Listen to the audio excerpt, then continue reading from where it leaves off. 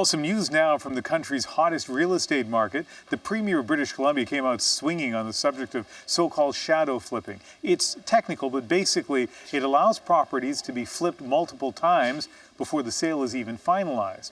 Premier Christy Clark vowing to go after what she calls shady, greedy realtors who take part in a practice that some say drives up the cost of housing in the province. The shady practice that we've seen around shadow flipping in Vancouver, we all know has been driven by greed, pure, naked greed. And the way to end that shady practice for greedy people is take the profit out of it. And that's how we think that's how we know we'll be able to make a difference in what's going on. The CBC's Richard Zussman is in Victoria. And Richard, how is this going to work? This is an issue, Ian, the politicians here in Victoria have ignored for a long time. Not anymore. They are now putting in policies with all sorts of ideas to cool down the housing market in Vancouver. The one today all aimed around this idea of shadow flipping. And you mentioned how it works. And what the Premier is trying to do is punish those realtors that do it. So in some cases, what realtors do is they take a home from their seller and then they assign it. They are supposed to complete the deal, but what they end up doing is going to other potential buyers and finding an even better price. Then the realtor keeps that money that's the gap between the original price that's set on and the higher price. Well, the Premier's trying to crack down on that, and she says when these new rules come into place, that difference will then go back to the original seller, and she hopes that any realtor that's caught doing this will then be suspended. But she also opened up the door for a speculation tax. It's something that a year ago she said wasn't going to happen here in BC, and how that would work is that there would be a tax on people who leave their homes empty and are using them solely as investments. That is one thing that the Mayor of Vancouver, Gregor Robertson, has been calling on, and he applauds the Premier not just for the announcement on shadow flipping, but for opening up the door to a speculation tax as well.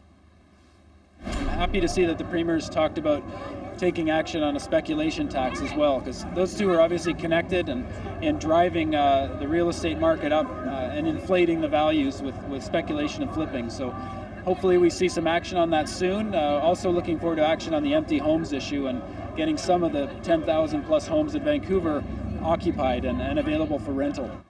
And one of the reasons, Ian, why rental properties matter so much is there's basically no vacancy in all of Vancouver for rental. So, political parties of all stripes have called for some way to make sure that there's more places for people to rent, and it also potentially could mean an increase in supply. It's something Premier Clark opened the door to again today, speaking to Mayor Robertson about density and ensuring that Vancouver keeps building up so that more people have places to live.